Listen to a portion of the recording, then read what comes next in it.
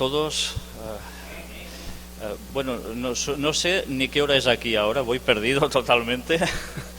Es que he pasado 11 horas de vuelo seguidos y ahora allí de donde yo vengo sería la madrugada y ahora no sé si deciros buenas tardes, buenas noches, no sé ni qué de decir. Vale, pues buenas noches. Nos vamos a dormir ya. Bueno, supongo que ya sabéis más o menos quién soy. Me llamo Víctor Sant Vicenç y procedo de un lugar llamado Girona, que está situado en Cataluña, que es una parte aún de España. Y digo aún de España porque probablemente dentro de poco tiempo va a ser ya una nación aparte de España, muy probablemente. Y eso lo cuento también en las conferencias que presento, el por qué tiene que haber este cambio, etcétera, etcétera. Y eso que tiene una implicación también con la profecía, aunque no pueda parecerlo. Sabéis que normalmente presento temas muy variados y suelen ser temas que no son normalmente tratados en iglesias y quizás ahora se está conociendo más el ministerio que estamos teniendo allí del Cuarto Ángel, porque estamos haciendo cada semana normalmente una conferencia dedicada a noticias de actualidad en relación con la profecía bíblica.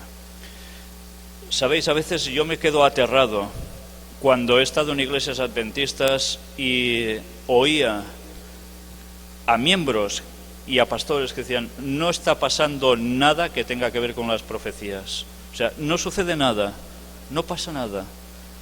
Y a mí es algo que siempre me ha sorprendido, porque desde hace unos años hacia acá, de lo que te das cuenta es que prácticamente todas las noticias importantes tienen que ver con una parte de la profecía bíblica.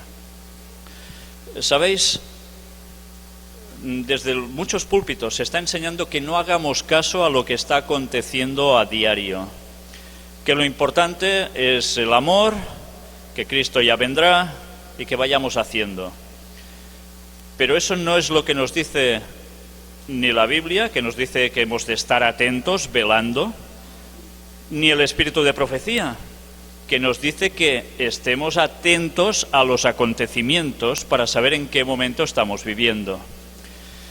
Entonces, la verdad es que creí conveniente poder mostrar a las personas argumentos que todos podemos dar de cómo las profecías se están cumpliendo delante nuestro y están marcando el pronto regreso de Jesús. Eso es un tema que me preocupa mucho porque últimamente está habiendo una corriente, aquí no lo sé, pero sí en España, de cómo hay pastores que están diciendo Jesús puede tardar quizás aún 70 años o más. Y entonces es cuando piensas, bueno, ¿por qué llegan ellos a esta conclusión? ¿Qué les está motivando a pensar que Jesús puede tardar en venir a saber cuántos años? Pues hay una cosa que es clave, y es el no estudiar los acontecimientos diarios en relación con la profecía, que es la que nos iría marcando los tiempos hasta saber el momento del retorno de Cristo. Como esto se está dejando de lado, en consecuencia, no se sabe en qué momento de la historia el cristiano está viviendo. Y para eso hay una profecía que es clave. Y esa profecía, ¿dónde creéis que se puede llegar a encontrar? Una que nos diga las circunstancias del mundo que marcarían prácticamente el retorno de Cristo. Mirad cómo enseguida el pensamiento que nos viene es Mateo 24, ¿verdad? Pero resulta que Mateo 24 dice grandes cosas, pero hay otro lugar que Jesús también cita palabras de allí que está en el Antiguo Testamento. Y es un libro clave para cualquier creyente que espere el retorno de Cristo. ¿Os imagináis alguno? Daniel. Y especialmente en Daniel, ¿hay algún capítulo que nos narre los momentos finales de la historia? ¿El 12? El 11 y 12. Sí, así es. Claro que podemos decir la estatua de Daniel 2 nos marca todo un proceso histórico de muchísimos años, de muchos reinos, hasta llegar al retorno de Cristo. Pero a su vez, podríamos citar 7, el capítulo 7, el capítulo 8, pero llega un punto, que es el capítulo 11, que por desgracia, se ha ido cambiando la interpretación de ese texto, tal como decían nuestros pioneros adventistas. Y el problema radica en un lugar, especialmente en los últimos versículos, del 40 en adelante. Tendremos este tema, si Dios quiere, aquí. Y nos va a servir para darnos cuenta de cómo hay personas que están tergiversando el contenido de ese capítulo para aplicarlo a cosas que para nada son las que dice el texto bíblico, ni de las que hablaban nuestros pioneros. En Daniel 11, versículos del 40 al 45 y 12:1, vamos a encontrar la situación mundial actual. Una situación mundial marcada por algunos países, por algunos lugares en concreto, por Oriente Medio y por Israel, pero que llevaría a implicaciones de otras naciones, del país donde estáis viviendo vosotros, Estados Unidos, y de otro pequeño país que es el que está dirigiendo prácticamente el mundo, el Vaticano, pero a su vez también sus aliados. Y no sé si somos conscientes que cuando leemos los versículos finales de Daniel 11, lo que estamos leyendo son los momentos que estamos viviendo ahora, justo antes del retorno de Jesús. Yo no voy a entrar en detalles sobre el capítulo 12, ya sabéis, 1290 días, 1335, etcétera, etcétera. Todo tendrá su momento. Estos días de lo que sí vamos a tratar va a ser de Daniel 11, versículos finales. Pero hay más profecías, y hay profecías que no aparecen precisamente en esos textos. ¿Qué profecía os podría venir a la cabeza de algo que creáis que está sucediendo y tiene que ver con la profecía bíblica? ¿Se os ocurriría alguna cuestión? Terremotos, tsunamis, o sea, grandes desgracias, ¿no? ¿Eso aparece en Daniel 11, versículos finales? Que no. No, allí no aparece esto. Pero en cambio, Jesús sí que citó todo esto. ¿Qué más cosas os podrían venir a la cabeza? ¿Enfermedades? Bueno, enfermedades ha habido siempre, ¿no? Pero supongo que algunas bastante concretas, ¿no? Tipo pestes. Ajá. ¿Qué más se os ocurriría? La condición social del ser humano, como habla Pedro, ¿no? El apóstol Pedro. La economía, la crisis, guerras, falsos predicadores. Mirad si hay profecías.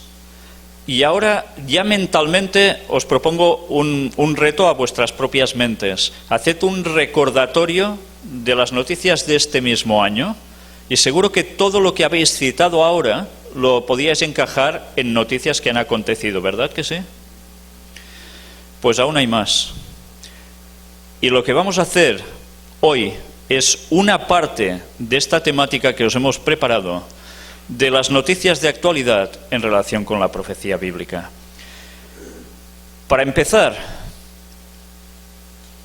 vamos a hacerlo por salud. Y diréis, ¿y qué tiene que ver la salud con la profecía bíblica? ¿Creéis que tiene que ver algo?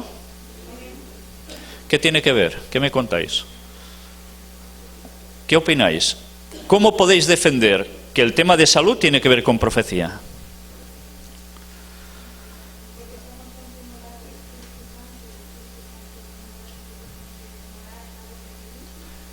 Somos el templo del Espíritu Santo. Totalmente cierto. Ese cuerpo tiene que estar limpio, porque si no está inmundo.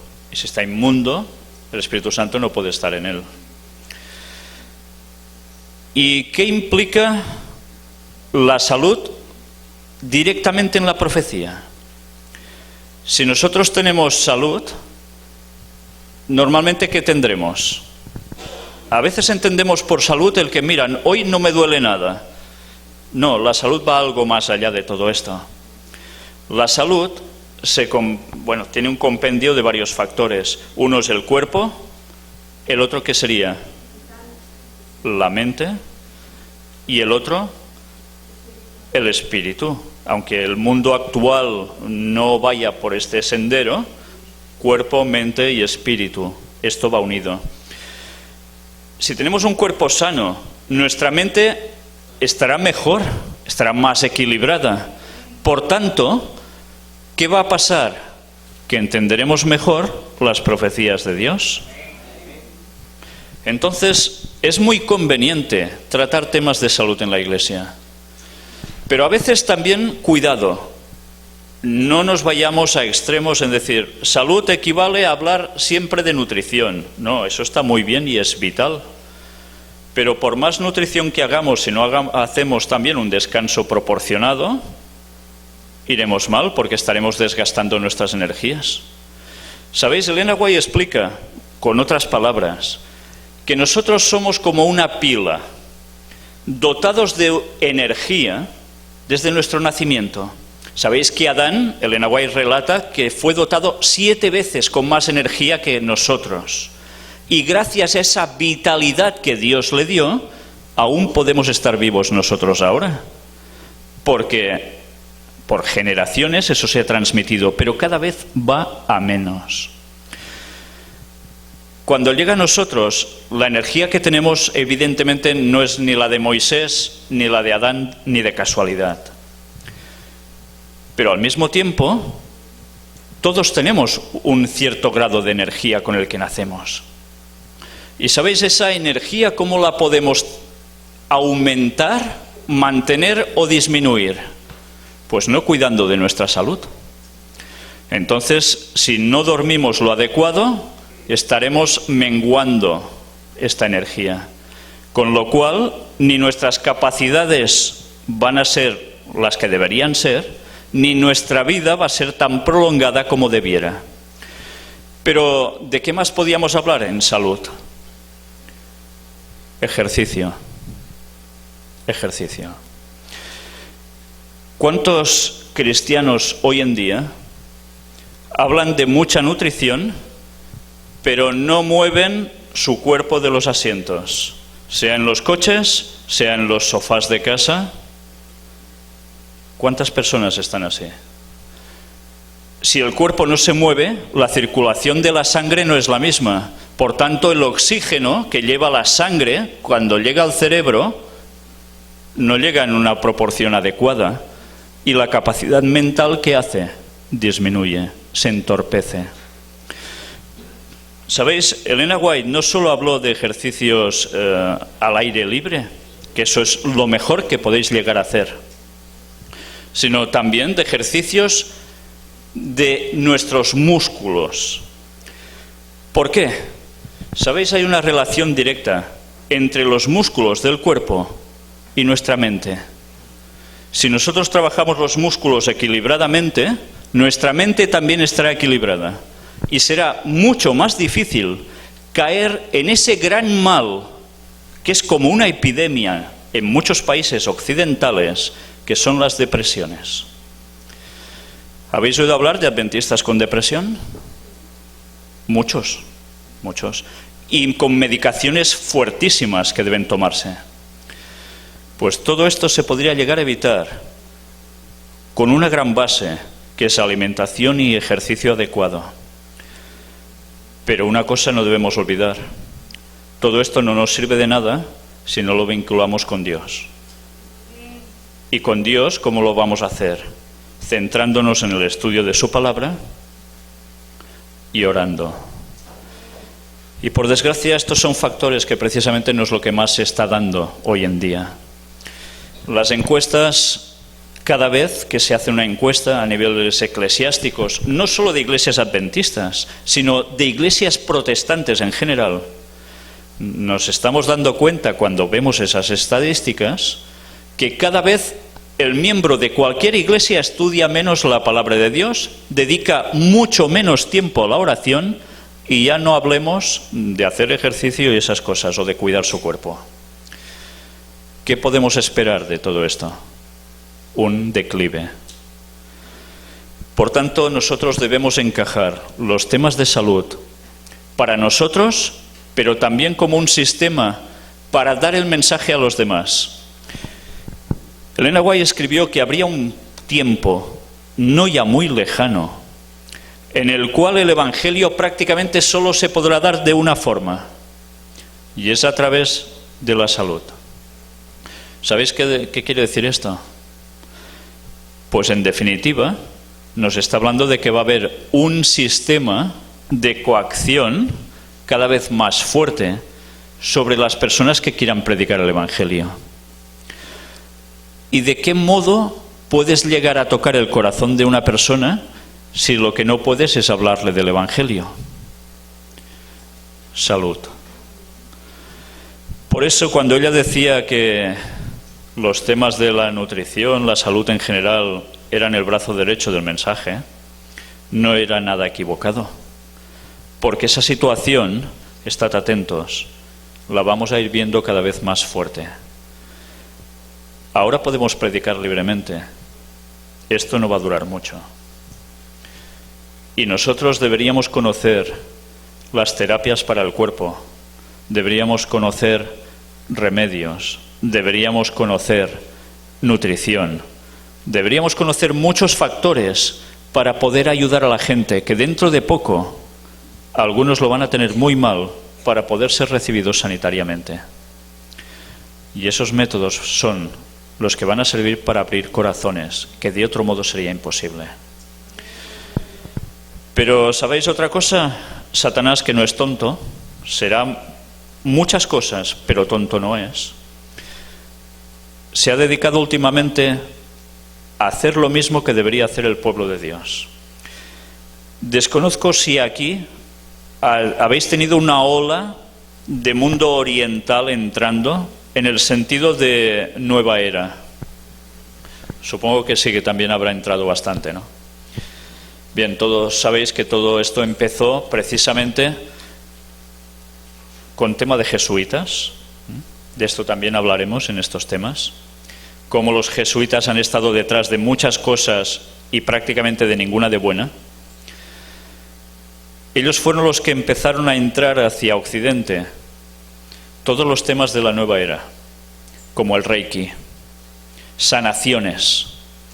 Y se pusieron muchas tiendas dietéticas, herboristerías, pero que, curiosamente, aparte de sanar a las personas con métodos que a veces eran hasta de imposición de manos, con energía que evidentemente no proviene de Dios, ¿qué tenían esas tiendas?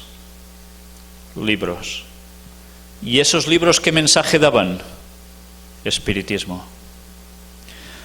Ese ha sido el modo de cambiar la forma de pensar del mundo occidental. Cuando yo era pequeño recuerdo que si alguien hablaba de ese hace yoga, decían, ¡buah! Este tiene que estar mal, hacer yoga, qué cosas más raras. Bueno, pero empezaron a hacerse cada vez más frecuentes y ahora es tan popular que hasta los niños pequeños en las escuelas tienen clases de yoga porque se relajan, así están más tranquilitos, captan más lo que les enseñan los maestros. ¿Y qué les están metiendo?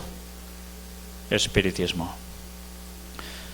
Mirad cómo Satanás, que os decía, no es tonto, está utilizando lo que el pueblo de Dios tenía que haber utilizado y que Elena White dejó tan claro en sus escritos desde que empezó todo el tema de sus visiones de la reforma pro salud.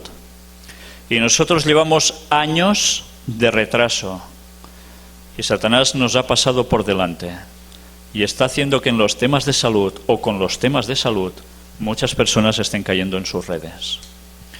Por eso nosotros deberíamos ponernos las pilas y estar ya dando un mensaje también de salud a las personas.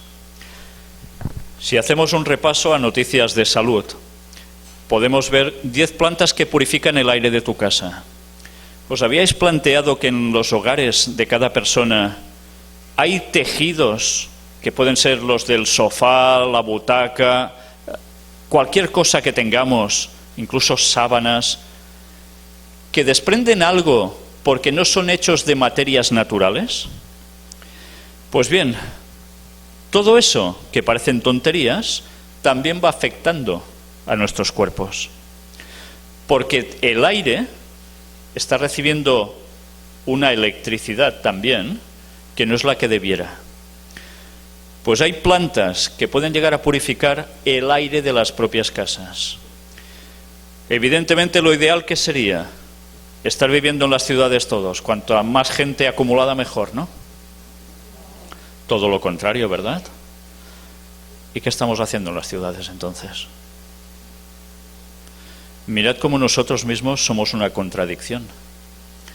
Estamos apoyando que debemos estar ya no viviendo en grandes ciudades. Como mucho, reunirnos en las ciudades, tener una iglesia, un restaurante vegetariano, quizás hasta un gimnasio, para dar el evangelio. Pero no deberíamos estar viviendo en las ciudades. Al menos en las grandes, de allí ya no tendría que haber ningún creyente. Y a veces olvidamos lo que hacía Enoc. ¿Qué hacía Enoc? ¿Lo recordáis?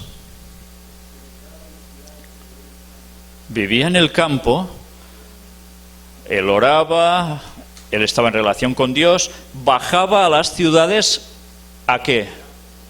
A predicar. Y cuando había predicado, a veces, dice Elena White, se llevaba a algunos con él y terminaba de darles el mensaje allí. Y esto era el pan de cada día para Enoc. Y nosotros no estamos aprendiendo que deberíamos ser Enocs. ¿Qué le pasó a Enoc al final de sus días en la tierra? Se fue con Dios. Entonces, ¿esto a qué equivale? Porque la Biblia nos dice que todo lo que fue escrito anteriormente, ¿para quién fue escrito especialmente? Para los que han alcanzado los fines de los siglos. ¿Y esos quiénes son? Nosotros.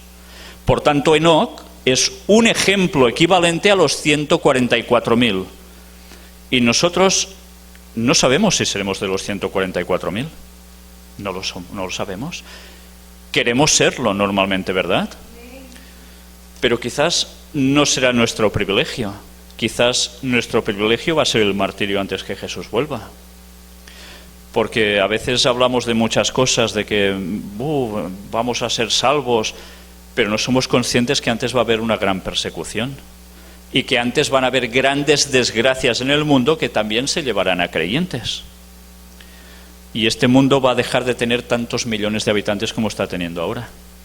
Aparte de planes de reducción de la población que tienen ciertas élites de las cuales hablaremos, aparte de esto, van a haber grandes situaciones de desgracias en este mundo que van a sesgar la vida de muchas personas. Por eso no sabemos si seremos de los 144.000, pero deberíamos estar haciendo algo que Elena White nos advirtió. Orad. ¿Para qué? Para ser de los 144.000. Pero a veces decimos esto muy alegremente y no somos conscientes que ser de los 144.000 querrá decir que deberemos estar en unas facultades pletóricas. Sí, nos rejuveneceremos como el águila, muy bien, pero llegamos en buenas facultades allí, físicas, mentales y espirituales, olvidémonos de ser de los 144.000. Bien, es algo que a veces conviene recordar, porque no se habla mucho en las iglesias de lo que espera a los cristianos adventistas del séptimo día. Es igual si es de la denominación oficial o iglesias aparte. Lo que espera al verdadero creyente va a ser la persecución, los problemas. Y a veces se dice, de esto no se puede predicar, porque la gente coge miedo. Y yo me pregunto, ¿y los valdenses qué hacían? ¿Qué hacían? Si sabían que probablemente como chicos estudiarían en esa pequeña escuela que tenían, que crecerían, que irían a hacer negocios con los mercaderes de otros lugares, para dar el mensaje y sabían que seguramente ¿qué pasaría con ellos? Que ya no volverían jamás de donde salieron. ¿Y qué hacían? ¿No les preparaban para eso? Claro. Porque si no les hubiesen preparado, no hubiesen aguantado lo que les esperaba. Y ahora a nosotros se nos dice que esto no hablemos en las iglesias. Como dice Elena White, no puedes estar cada día diciendo esto. Evidentemente, hay otras cosas de las que hablar. Tampoco se trata de infundir temor, pero sí de ser conscientes que lo que nos espera no son bromas. Y eso quiere decir que debemos mentalizarnos, y si queremos soportar todo eso, debemos estar plenamente consagrados al Señor y dejarnos de muchas cosas que nos hacen tener un pie aquí y otro allá, porque aún hay muchas cosas que nos gustan de este mundo. Bien, hay más. Podríamos estar pasando muchas noticias al respecto, pero me gustaría llegar a esta otra cuestión. Todo esto que estáis viendo son plantas que precisamente hacían esa función de purificación. Científicos advierten que la pasta de dientes podría aumentar el riesgo de cáncer. ¿Utilizáis todos pasta de dientes? Normalmente sí, ¿no? Pues todos somos muy limpios. Pero claro, ¿dónde compráis la pasta de dientes? El primer supermercado que encontráis, ¿no? ¿Y qué suele tener la pasta de dientes? Flúor y otras cositas. Pues bien, ahora, después de bastante tiempo de discusiones al respecto de algunos científicos, se está llegando también no solo a que puede generar graves problemas de salud, sino además hasta riesgos de cáncer. Entonces deberíamos buscar alternativas que quizás a veces pueden ser tan económicas como el bicarbonato y a veces quizás más caras porque pueden ser preparados dentífricos que no tengan estos ingredientes que son nocivos. Pero bueno, debemos mirar hasta qué punto las cosas pueden afectarnos si no somos conscientes. La salud abarca muchos temas. Y aquí una noticia bastante triste. Cada año mueren 1,5 millones de niños menores de 5 años por beber agua sucia. No son pocos. Muchas muertes y de criaturas por tener agua sucia. ¿Sabéis? El Papa dijo algo, y no sé si mañana nos dará tiempo a encontrarlo en las noticias, referente a que puede haber una próxima guerra por agua. ¿Lo habíais oído esto? El Papa ha estado en la FAO, ya sabéis, es el lugar donde se debate sobre el hambre mundial, y allí dijo un discurso en el cual expresó que la situación puede llevar a guerra por el agua. Y diréis, ¿está diciendo una barbaridad? No, el Papa normalmente cuando suele hablar, a excepción de varios detalles, suele dar mensajes que son muy positivos para la gente, por eso está siendo tan aplaudido. Lo malo es que no suele contar que detrás de esta situación ellos forman parte, porque con sus propios recursos podían terminar de una vez por todas con todo esto, con los recursos económicos que tiene el Vaticano. Pero eso no lo van a decir, evidentemente.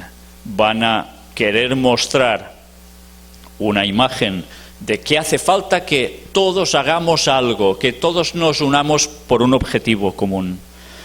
¿Y eso a dónde va a llevar? A una ley en las naciones. ¿Y esa ley en las naciones quién la va a controlar? El Papa. Bueno, el Vaticano. Porque ya sabéis que cuando hablamos del Papa como mandando, en verdad el Papa no es el que está mandando. Detrás del Papa hay alguien más. ¿Lo habíais oído que hay alguien más detrás del Papa mandando? ¿Quién diríais que puede estar? Diréis, este hombre se está inventando las cosas. ¿Habéis hablado de jesuitas por allí?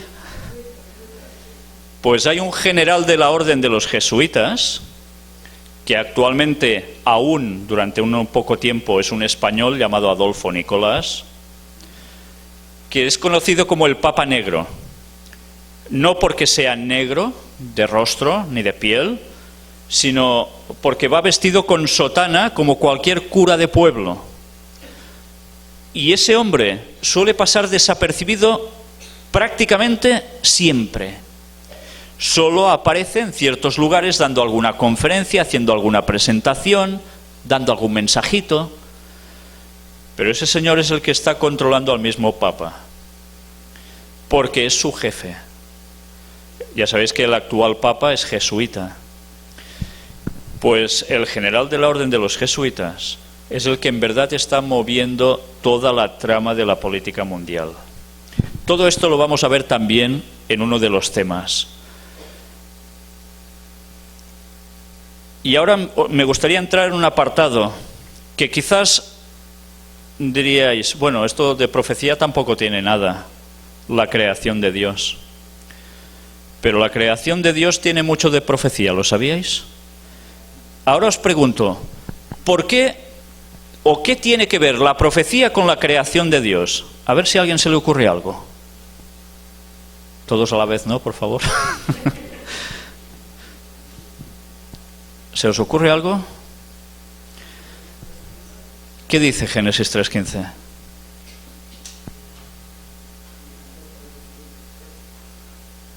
Lo de la simiente.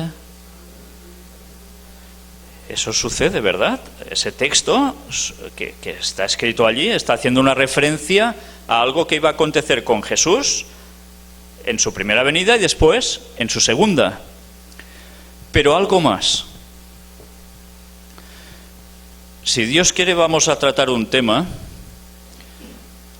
que no sé si va a ser de vuestro interés y tiene que ver con la creación. Tiene que ver con la creación como profecía. ¿Os habíais planteado alguna vez que la creación nos esté dando profecía? Pues vamos a mostrar cómo los judíos de antaño y los primeros cristianos, aunque algunos ya divagaban y empezaban a irse por derroteros que ya no tocaban como doctrina, mantuvieron todos un mismo concepto, que la creación que aparece en Génesis 1 y 2 nos estaba indicando el momento del retorno de Cristo. ¿Habéis estudiado esto alguna vez? Pues esto es historia. Y no me lo estoy inventando, ¿eh? Es historia que vais a comprobar en una de las temáticas si queréis. Y veréis cómo cada día de la creación equivalía a algo. ¿Pensáis que puede llegar a ser? ¿Alguien tiene una idea? ¿Recordáis un texto de Segunda de Pedro que dice algo así como: y para el Señor un día 1000 años, 1000 años un día? Pues vamos a ver cómo los judíos y los primeros cristianos ya sabían que Jesús no vendría en sus días. ¿Os sorprende eso? ¿Sabíais que Lutero también sabía que Jesús no vendría en sus días? Pues también. Porque se basaron precisamente en ese concepto, en la creación de Dios. Pues todo eso lo estudiaremos, porque os va a sorprender bastante. Bien, en la creación de Dios podemos encontrar muchas cosas que dejan sorpresas. ¿Sabéis? La teoría de la evolución intenta explicar cómo los animales se han ido desarrollando de modos tan sorprendentes como este que veis aquí. Es un pez que, ya sabéis, cuando la luz entra en el agua, ¿qué sucede con la refracción de los rayos de luz? Es que no entra totalmente así y sigue en la misma dirección, sino que hace así y se blinca el haz de luz. Pues sabéis, mirad si los animales están dotados de algo especial, que hay un pez que se le conoce como el pez arquero. Cuando ve un insecto encima de una planta, él evidentemente no está en la superficie del agua, sino que está por debajo. Para él la refracción de la luz le provocaría ver ese bichito que a él le interesa, que él lo vería en otro lugar, que en verdad no está. Pero resulta que Dios lo dotó de un concepto que la ciencia aún desconoce y ahora se va a poner a investigarlo, porque lanza a unas velocidades que solo se puede ver en cámara ultralenta un chorro justo donde está el insecto. Y ya veis que hay una distancia, ¿eh? Pues así consigue cazar. La evolución no ha podido explicar aún todo esto. Como un pez, que ya sabéis que se habla de la memoria de los peces, que dicen, nada, en un momento se han olvidado de todo, ¿no? Pues tienen unas capacidades sorprendentes que la teoría de la evolución no ha podido aún explicar. Me salto el vídeo porque creo que tendríamos problemas ahora para pasarlo. Descubren que las plantas reconocen a sus parientes y acomodan sus hojas entre sí. ¿Sabíais esto? Es curioso.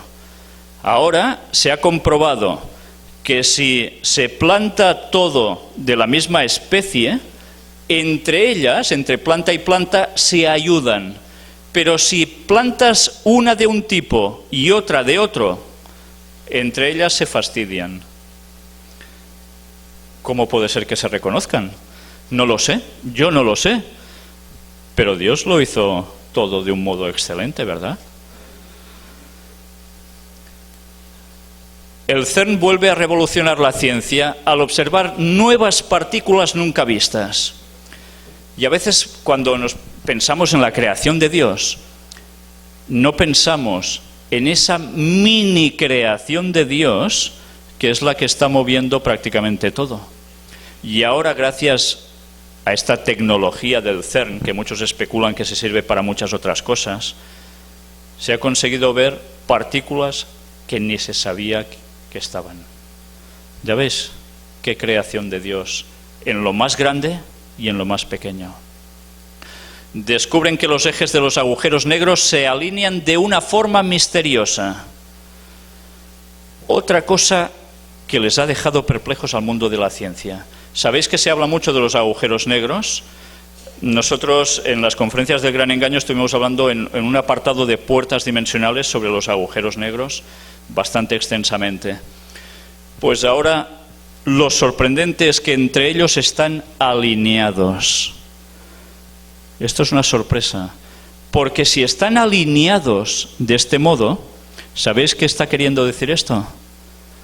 Que la teoría de que hubo una explosión en un principio, el Big Bang, lo recordáis, ¿no? Que se enseña esto en las escuelas, en institutos y universidades. Hubo una gran explosión y todo se fue alejando y quedó como quedó. Pues ahora resulta que esto no es así, porque estos agujeros negros están todos totalmente alineados. ¿No creéis que ha habido una mano que ha hecho algo más que hacer una explosión y ya está? La ciencia tiene muchas cosas que no puede explicar aún. La falsamente llamada ciencia que dijo el apóstol Pablo. Aquí tenemos unas fotos que, bueno, me las voy a saltar para ir un poco más deprisa, que son muy curiosas, distintas proporciones que tiene el espacio, distintas formas, comparativas entre el planeta Tierra y los otros planetas, etcétera, etcétera. Es realmente espectacular como esta imagen de llamaradas solares. En fin, maravillas de la creación del Señor. Y vamos directamente a este apartado. ¿Antediluvianos o postdiluvianos? Misteriosas bolas de piedra en el Ártico. ¿Habíais oído hablar de esto? ¿Veis la proporción de esta piedra? No es ninguna chinita, ¿eh? Esas bolitas pequeñas que cuando uno es un niño juega con ellas. No, no. Esto es una piedra enorme, redonda. Y esto ha sorprendido porque se ha hallado precisamente en el Ártico, un lugar que ahora que podéis hallar allí, aparte de hielo, pocas cosas más, ¿verdad? Pues esto, que está allí, nadie sabe de dónde ha salido o quién lo ha hecho, porque su forma revela que esto no ha pasado porque sí, por casualidad. Y hay más, ¿eh? Pero, ¿sabéis? Curiosamente esto se halla también en Costa Rica.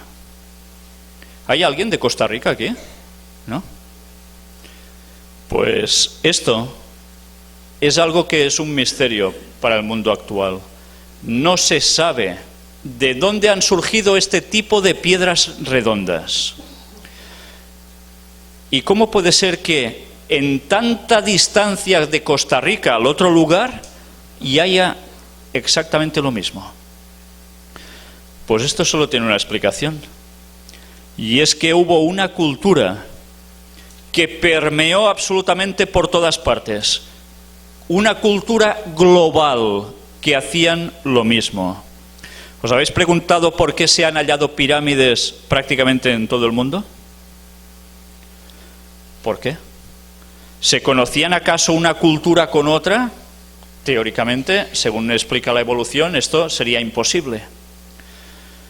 Pues os reconocemos que el relato de el Génesis, cuando nos habla que hubo un diluvio, fue por unas causas, porque había una cultura general, mundial, y que precisamente no adoraba al Señor y utilizaba cosas como esas piedras para saber qué funciones. El diluvio existió. Y el diluvio va a ser algo que también, no sé si dará tiempo de tratarlo aquí o en otra iglesia donde tendré que ir, no lo sé. Sabéis que estuve precisamente a finales de septiembre formando parte de la expedición al Arca de Noé. Y puedo deciros que es una experiencia irrepetible. Es una experiencia que si alguien tiene la oportunidad, le voy a recomendar que en vez de irse de vacaciones a donde se le ocurra, que se vaya al monte Ararat en Turquía. Porque vais a ver el Arca de Noé, que aún existe. Y, ¿sabéis? Antes, viniendo en el coche, estábamos hablando sobre esto. El hallazgo, que bien, lo hicieron unos aviadores hace bastantes años, foto en blanco y negro. Eso saltó a las portadas de periódicos, pero pasó todo bastante después, con el paso del tiempo, inadvertido, quedándose relegado, hasta que hubo un adventista que supongo que casi todos debéis conocer, Ron Wyatt. ¿Os suena? ¿No sabéis nada de Ron Wyatt? ¿No? Pues entonces deberemos tratar también ese tema. ¿Cuántas horas tenéis? Mirad, Ron Wyatt fue un adventista. Fue un arqueólogo aficionado adventista. No tenía ningún título, no había hecho ningún estudio universitario de arqueología, ni se fue a estudiar a Egipto, ni se fue a estudiar a... No. Pero este hombre, curiosamente, era un anestesista. Un anestesista que se le daba por ahorrar todo lo que podía y se le puso aquí en la cabeza de ir a ese lugar a encontrar el arca, porque él creyó que eso sí era el arca. Y fue para allá. Y en 3 días encontró el arca y encontró anclas de piedra. Pues bien, todo eso, por desgracia, la Iglesia Adventista tuvo participación en ello. Y diréis, ¿y por qué por desgracia? Pues porque primero apoyaron a Ron Wyatt y después lo dejaron a la altura de una colilla pisada.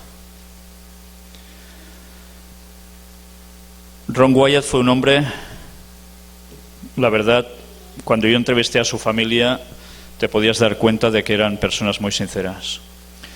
No pude entrevistarlo a él porque él murió en 1999, pero tuvimos la entrevista con sus hijos y la mujer que trabajaba con él, precisamente, de anestesista.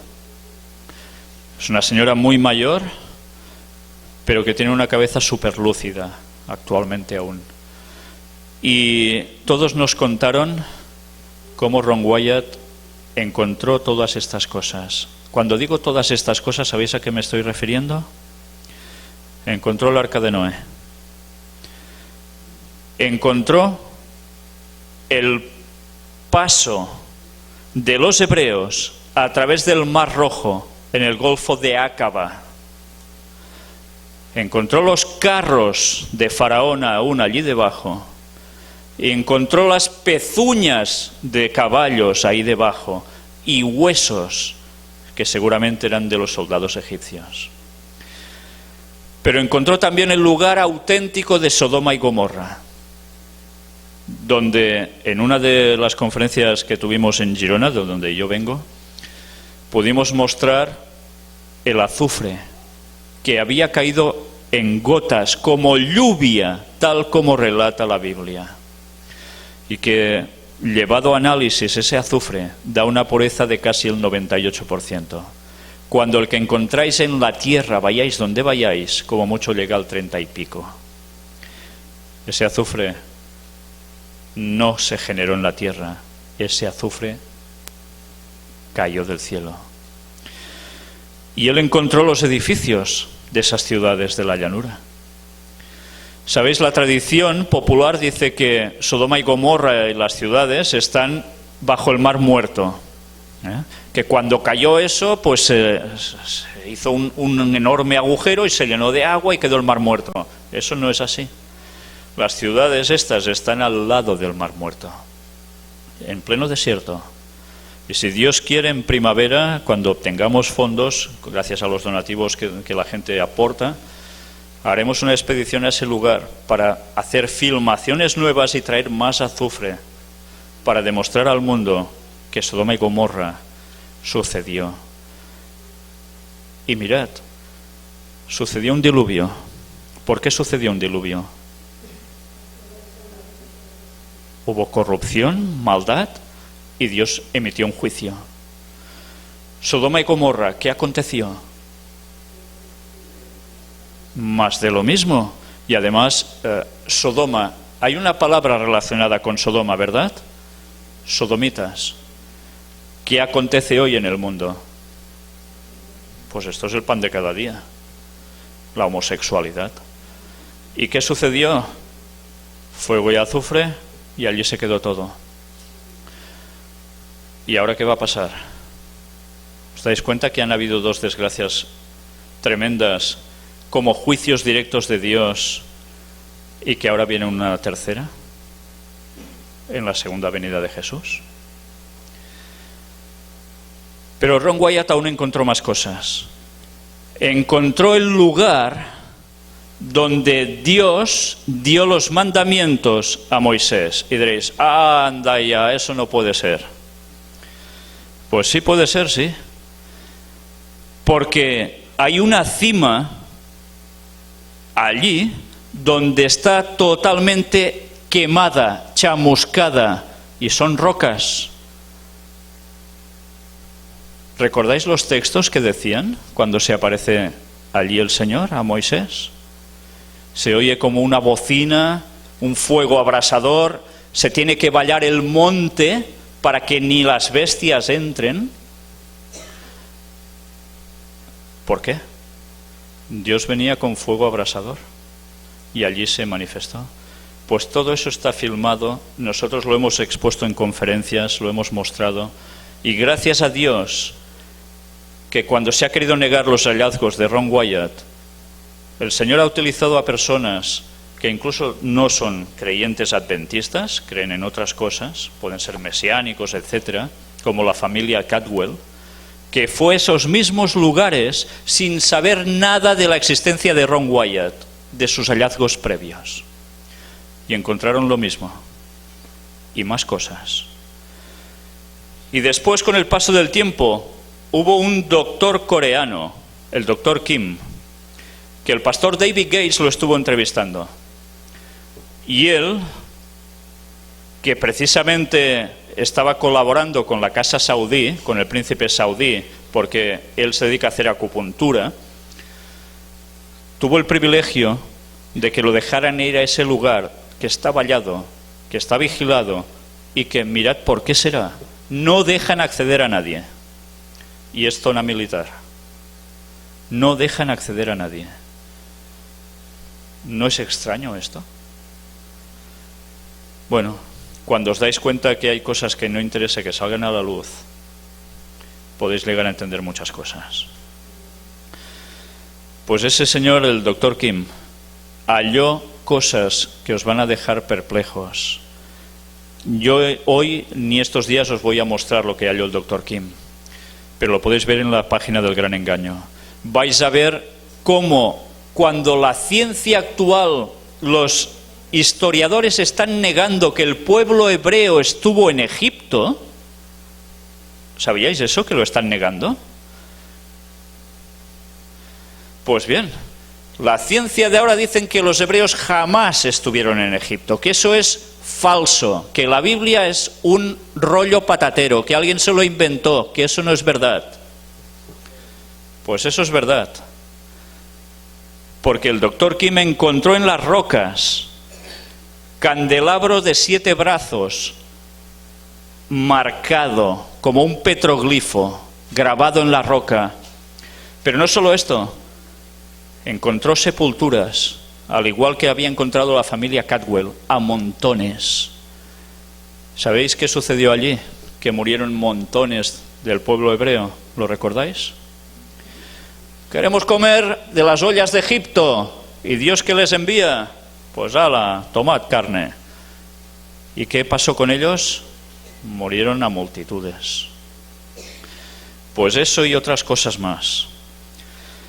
Pero ¿sabéis? Ron Wyatt encontró algo que es lo que más controversia ha causado: el Arca de la Alianza. Y algunos dicen, eso ya sí que no se lo cree absolutamente nadie. Fue precisamente por este hallazgo el que la Iglesia Adventista le dio más la espalda.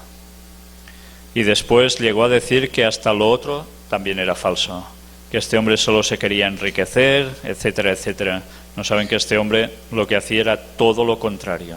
Trabajaba 6 meses con su sueldo, se iba allí de excavaciones y buscando.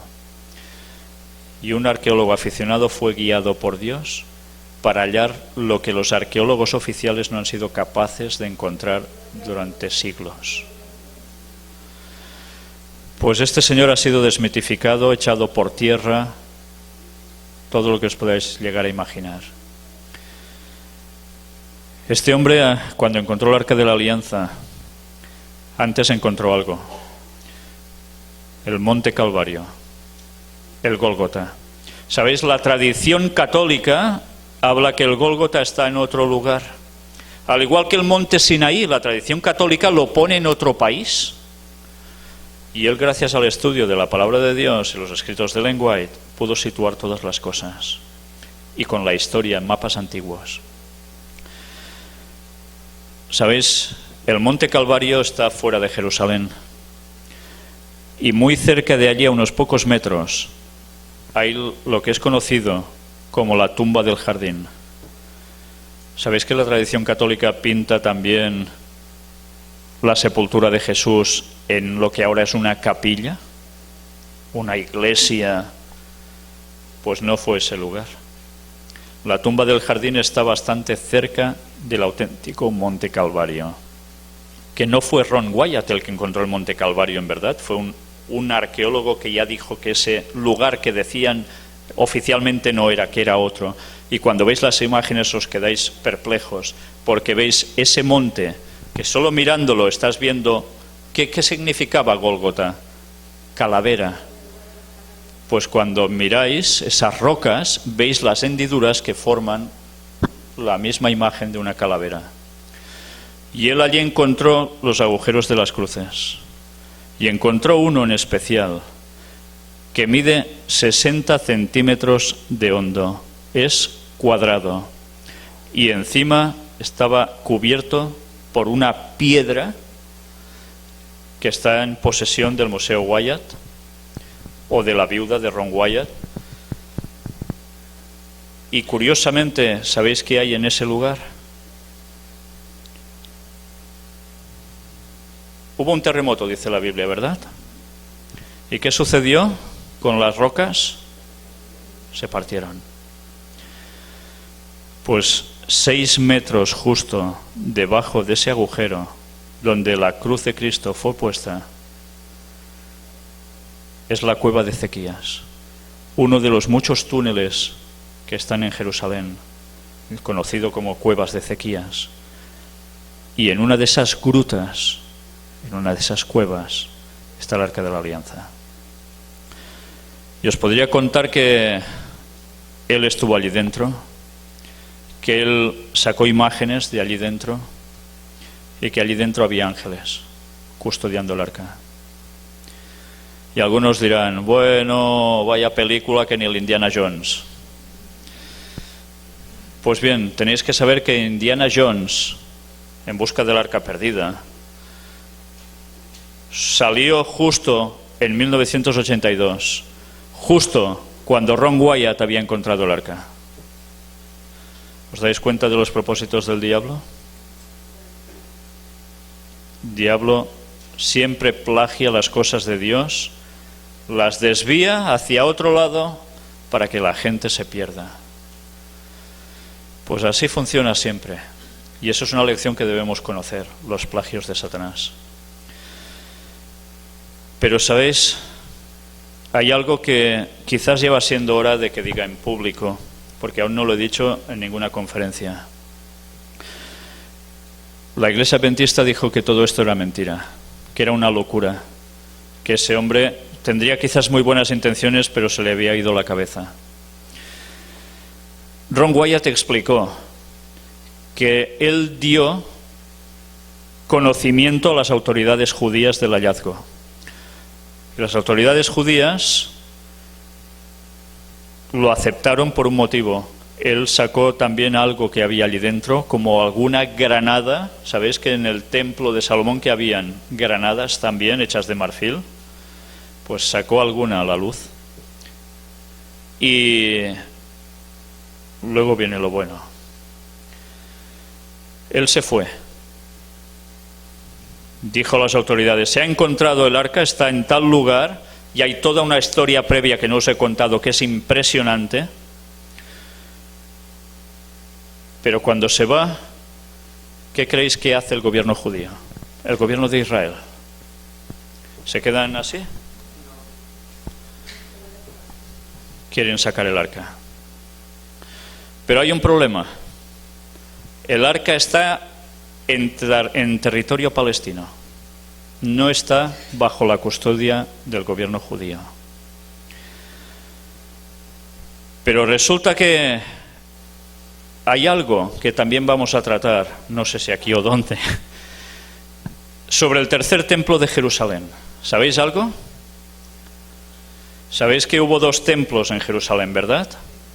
¿Sabéis que los judíos quieren levantar el tercer templo de Jerusalén? Un sector muy importante de ellos, el más fuerte económicamente, quiere levantar el tercer templo de Jerusalén. ¿Y sabéis que eso es profecía bíblica también? ¿Y que no viene de parte de Dios? Sino que va a ser el enemigo el que quiere hacer esto. Todo esto está muy detallado en las conferencias en nuestra web oficial, pero quizás debería haceros alguna pincelada. Cuando Ron Wyatt se fue, esta gente que quiere levantar el tercer templo de Jerusalén, que lo quiere levantar pronto, bastante pronto, han hecho copias, como ellos creen que eran todos los utensilios que había en el templo.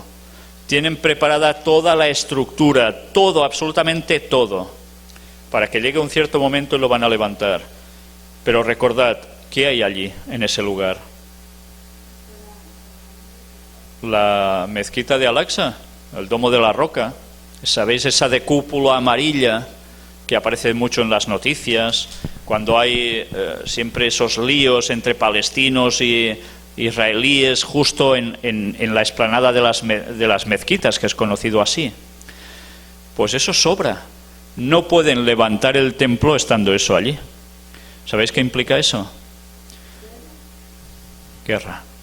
Esa mezquita Está construida justo encima de una roca. ¿Y sabéis qué roca es? La roca donde Abraham iba a ofrecer a Isaac en sacrificio. Y donde dice la tradición del Islam que Mahoma ascendió a los cielos. Pues claro, eso es el tercer lugar sagrado del Islam.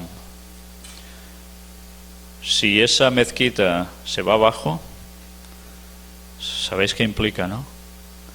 Todo el mundo árabe, todo el mundo no árabe, árabe musulmán y otros que no son árabes y son musulmanes también, irán por Israel, contra Israel. Pues bien, volviendo a lo que os decía, ellos están preparando también. ¿Qué hacían los levitas de esos tiempos bíblicos? ¿Que había el sumo sacerdote, sacerdotes y levitas? Pues esta gente sigue preparando ya en esos años, en el año 82, y ahora lo siguen haciendo, a levitas, para que oficien en ese nuevo templo que debe haber allí. ¿Y sabéis cómo los preparan también? Haciendo sacrificios. ¿Creéis que Dios quiere eso? No, porque ¿a quién representaban esos sacrificios? A Jesús. Entonces, ¿hacer eso qué es? Despreciar al Mesías. Pero ellos se dedican a entrenarlos en cómo deben oficiar en esos templos. Pues ¿sabéis algo? Enviaron a 6 levitas a través de las cuevas de Ezequías para sacar el arca de la alianza. Pero no salieron. No salieron. Y fue cuando precisamente Ron vuelve de viaje a ese lugar y les dice: ¿os puedo ayudar en algo? Me ofrezco a... Pues vaya que sí, los tuvo que ayudar. Le dijeron: ve y mira a ver qué ha pasado. Ninguno de ellos se atrevía a entrar ya más en ese lugar. Entró Ron Wyatt y se encontró a los 6 levitas fulminados, los ojos en blanco, y después de la autopsia detallaron que habían tenido un hematoma cerebral, como de un fuerte impacto visual que les causó la muerte a todos al instante. Y a Ron Wyatt no le pasó nada. Pues él tuvo que atar cuerdas a cada uno de esos cuerpos para que fueran arrastrados y sacados al exterior durante metros y metros. Desde entonces el arca sigue allí y nadie baja por ella, pero sabemos dónde está. Y allí iremos a filmar hasta el mismo punto donde Dios permita. Si Dios quiere, haremos eso quizás en noviembre. Si van llegando fondos, son las nuevas tomas, nuevas imágenes, nuevos datos que queremos mostrar al mundo. Porque si vosotros callarais, las piedras clamarían. Ese va a ser uno de los temas que tenemos preparados también aquí. Y a veces no nos damos cuenta que la arqueología está dando el sí a que la Biblia es verdad absoluta. Y no estamos utilizando la arqueología como debiéramos para abrir ojos.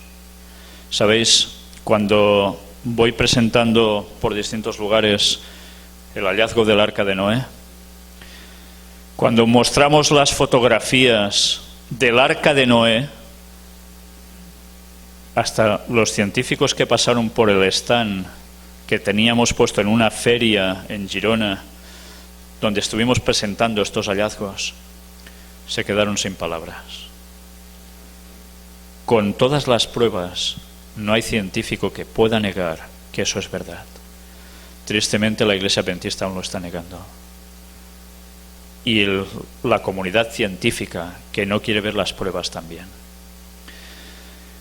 ¿Os dais cuenta la importancia que es poder mostrar al mundo que todo esto es cierto? Es dar el crédito a la Biblia, y las personas que no quieren creer en nada deberán decir: no quiero creer en nada, pero sé que es verdad. Y no habrá excusa ante Dios. Pero eso no tiene que ser el objetivo nuestro. Nuestro objetivo debe ser que a través de esto muchas personas conozcan el Evangelio y se den cuenta que pronto va a volver Jesús y debemos estar preparados. Bien, yo no sé cuánto tiempo tengo, porque puedo estar aquí hasta mañana y tampoco es plan. 15 minutitos. Bueno, pues avanzamos un poquito más.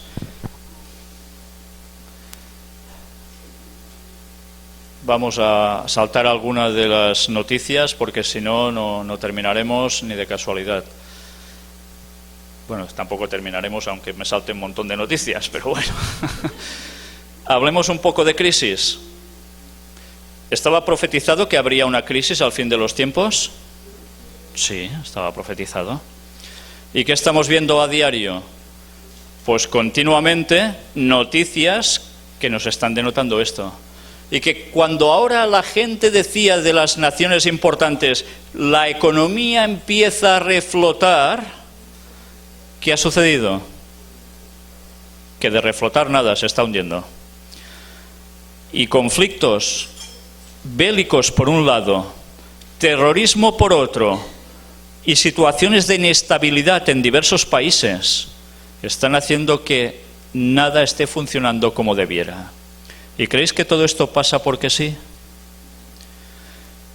Cuando estaba profetizada que habría una crisis, a veces lo que ignoramos es ¿quién ha provocado esa crisis? ¿Creéis que hemos sido nosotros por nuestra mala cabeza solo?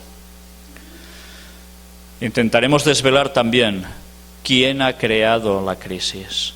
¿Es lo que nos han dicho las noticias, que son unos bancos y ya está? ¿O ha habido algo más por detrás?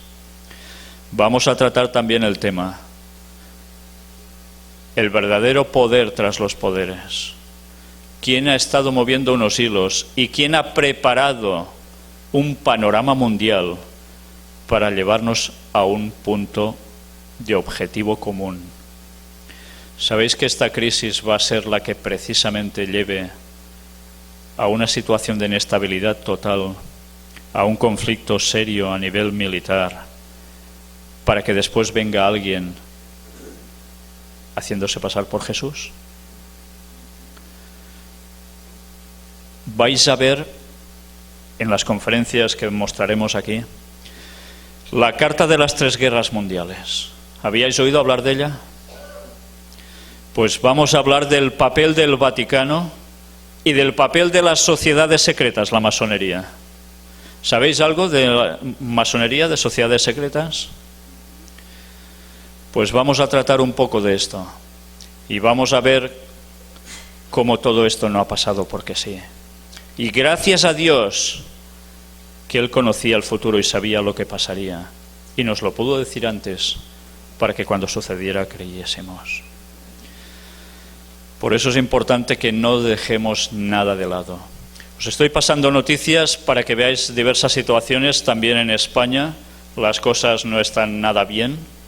Sabéis que muchas de las personas que eran precisamente de Latinoamérica se están regresando a sus países, porque si antes era casa para todos, porque había trabajo para todos, ahora está siendo la ruina para todos.